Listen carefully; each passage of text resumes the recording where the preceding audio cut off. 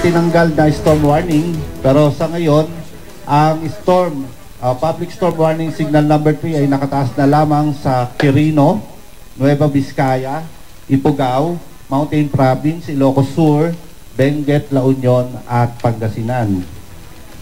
Samantalang ang signal number 2 naman ay nasa Isabela, Aurora, Southern Cagayan, Kalinga, Abra, Southern Ilocos Norte, Zambales, Tarlac, Nueva Ecija at the rest ng Aurora Province. Dito po naman sa public storm warning signal number 1, nakataas pa rito sa rest ng Cagayan, Apayao, rest ng Ilocos Norte, Babuyan at Calayan Group of Islands, Pampanga, Bulacan, Bataan, Rizal, Northern Quezon, kasama Polillo Island at Metro Manila. So ito yung nakuha nating accumulated rainfall o yung mga pagulan within 24 hours o sa isang araw.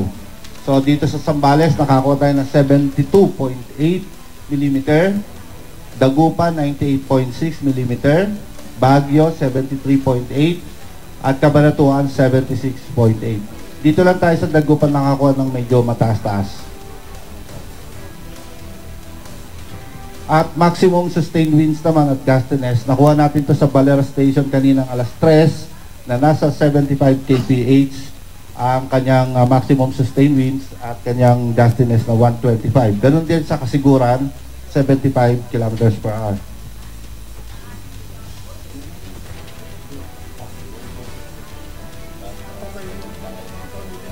Okay, ang Bagyong Silabuyo ngayon ay katulad ng sinabi ko, dumadaan na siya sa Northern Luzon at lalabas po siya ng La Union early afternoon.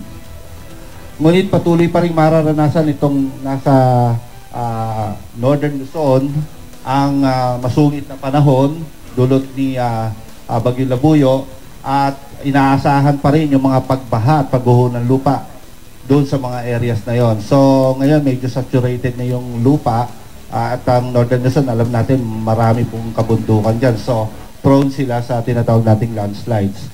At occasional rains naman at gusty winds ang mararanasan dito sa gitnang Luzon, kasama na rin ang Metro Manila ngayong araw.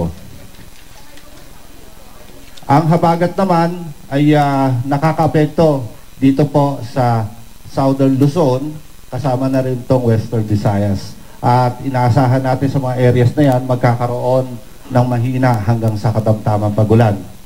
Yung mga storm surge naman ay inaasahan naman dito po sa western coast ng Northern at Central Luzon, kung saan nahandyan po yung unang-una yung kalakasan nitong habagat.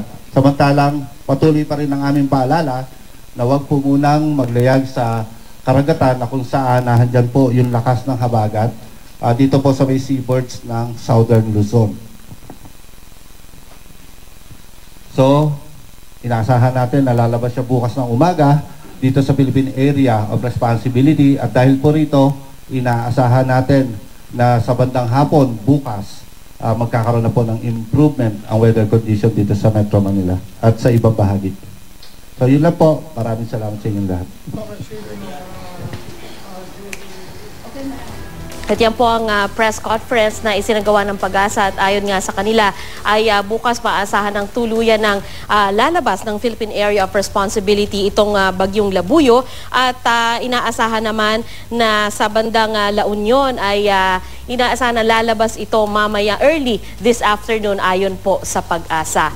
Samantala, humina pa ang Bagyong Labuyo sa bagong bulletin ng Pag-asa. Huling namataan ang mata ng bagyo sa Gawing Baguio City pasado alas 10 ngayong umaga. Taglay nito ang lakas ng hangin na aabot sa 140 kilometers per hour malapit sa sentro at bugso na hanggang 170 kilometers per hour. Bumagal din ang bagyo sa bilis na lamang na 19 kilometers per hour habang kumikilos pa kanluran, hilagang kanluran.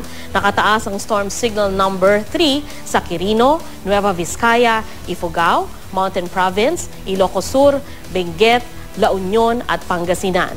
Signal number 2 naman sa Isabela, Aurora, Southern Cagayan, Kalinga, Abra, Southern Ilocos Norte, Zambales, Tarlac at Nueva Ecija.